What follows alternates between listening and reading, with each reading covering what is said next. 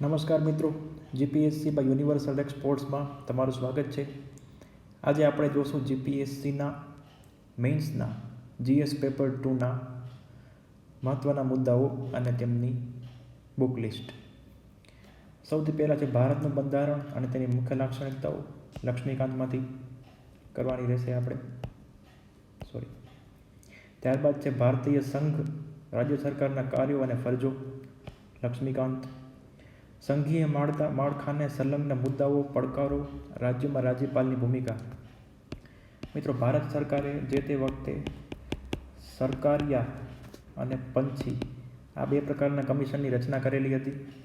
તો આ બે કમિશનના રિપોર્ટનો તમે એક નોટ્સ બનાવી લ્યો 2 કે 4 પાનાની, અને એ નોટ્સને તમે વારે વારે રિવાઇઝ કરશો એટલે તમે સંઘીય માળખાને લગતા પ્રશ્નનો સારી રીતે જવાબ આપી શકશો. ત્યારબાદ છે કેન્દ્ર અને રાજ્ય વચ્ચે સત્તાનું વિભાજન.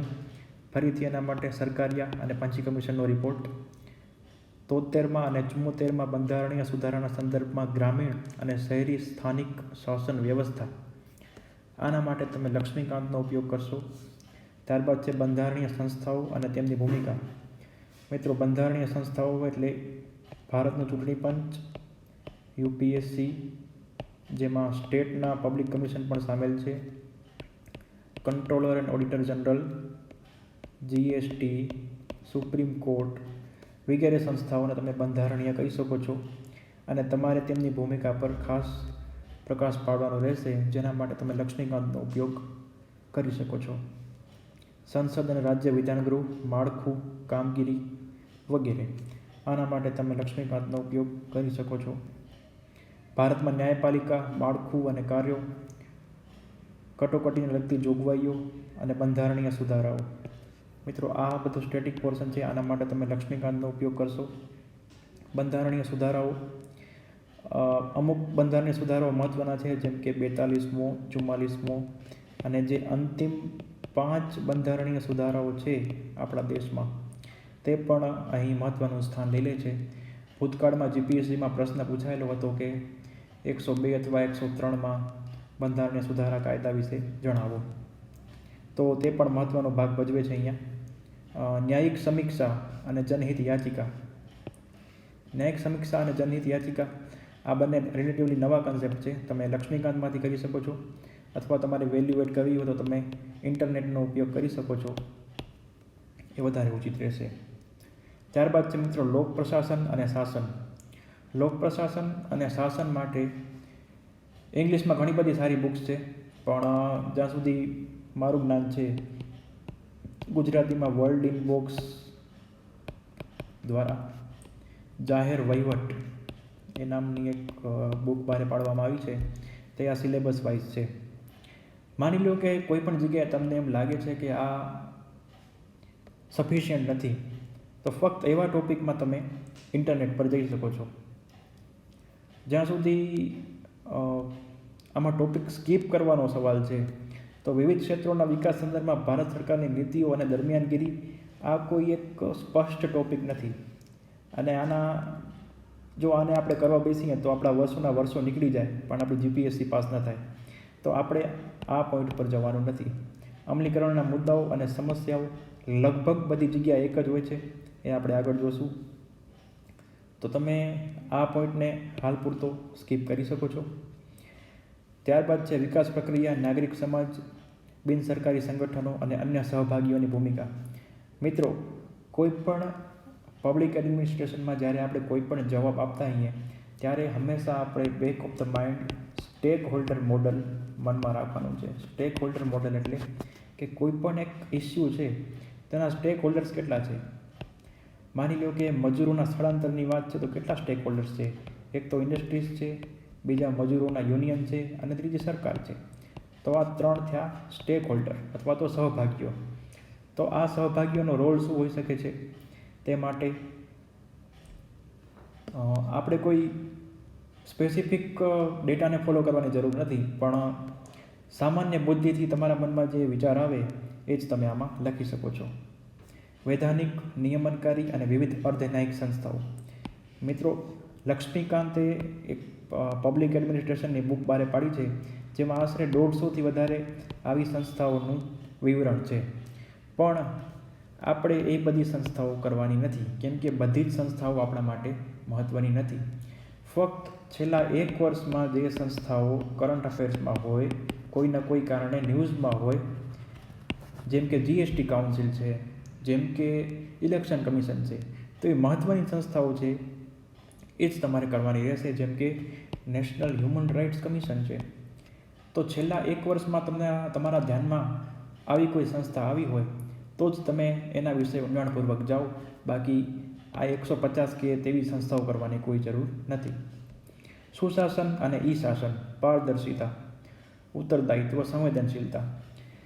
મિત્રો, ગુજરાત સરકારની વેબસાઇટ પર આના વિશે ભરીને માહિતી આપેલી છે કે ગુજરાતમાં સુશાસન છે, ઈ-શાસન છે. અને કોઈ પણ વસ્તુ આપણે જ્યારે એક્ઝામમાં લખતા હોઈએ ત્યારે આપણે એના તર્કમાં ઉદાહરણ પણ આપવા જોઈશે. માની લો કે સુશાસન છે, તો સુશાસન કઈ રીતે છે અને ગુજરાતમાં એ સુશાસનનો અમલીકરણ કઈ રીતે કરવામાં આવ્યું છે. માની લો કે આપણે કહીએ કે જમીન વહીવટમાં ગુજરાતમાં સુશાસન છે, તો એ કઈ રીતે આપણને આવશે. તો માની લો કે આયોરા નામનું સોફ્ટવેર છે, ત્યારબાદ આયોરા 2.0 આવ્યું છે, ઈ-ધરા. તો આ બધું ઈ-શાસનનો ભાગ છે. તો મારો કહેવાનો મતલબ એટલો જ છે કે આ ટોપિકમાં તમે કાંઈ પણ લખો તો તમારી પાસે એને સબસ્ટાન્શિએટ કરવા માટે ઉદાહરણ હોવા અતિ આવશ્યક છે. અધરવાઇઝ તમારા જવાબમાં એ જે ચાર્મ હશે, જે કન્ટેન્ટ સબસ્ટાન્શિએશનનો ભાગ હશે, એ નહીં હોય તો તમારા માર્ક ઓછા આવવાની શક્યતાઓ છે. નાગરિક અધિકાર પત્ર, માહિતી અધિકારનો હક, જાહેર સેવા અધિનિયમ અને આ સર્વેની અસરો, સામાજિક અન્વેષણ અને તેનું મહત્ત્વ. મિત્રો, અધિકાર પત્ર છે એટલે કે citizen charter, RTI, right to public services, આ બધા તમે વર્ડિંગ બોક્સની બુકમાંથી કરી શકો છો. અને ગુજરાતે આ બધા વિષયમાં જે નવતર પગલાઓ લીધા છે એ પણ તમે પોતાના રેફરન્સ માટે ખાસ 2 કે 4 પાનામાં તેની નોટ્સ બનાવી શકો છો, જેથી કરી તમારો આન્સર છે એ વધારે ઇફેક્ટિવ રહે. મિત્રો, વારે વારે હું આ વાત એટલે માટે બોલું છું કે તમારા મનમાં ઉદાહરણ પ્રત્યે સેન્સિટિવિટી આવે અને તમે તમારા દરેક જવાબમાં ઉદાહરણ ટાંકવાનું આગ્રહ રાખો. ત્યારબાદ છે લોકસેવામાં નીતિશાસ્ત્ર. લોકસેવામાં નીતિશાસ્ત્રમાં મારે સખેત કહેવું પડે છે, કોઈ પણ ચોપડી બેસ્ટ નથી. તો હવે આપણે કાંઈક તો વાંચવું જ પડશે. તો